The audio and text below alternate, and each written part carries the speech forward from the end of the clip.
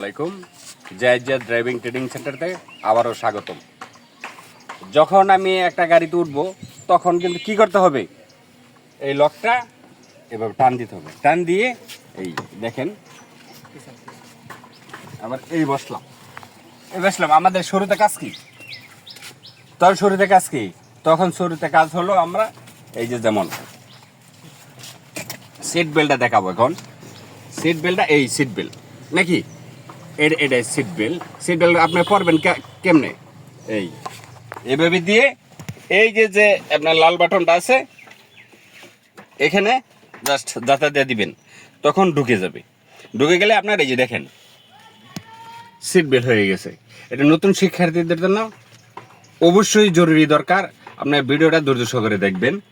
আচ্ছা, তখন আমি আপনার তখন এখান থেকে ছোটাবো, তখন টান দিলে তো ছুটবে না। হ্যাঁ, তখন ছোটাবো কেমনে, কিভাবে?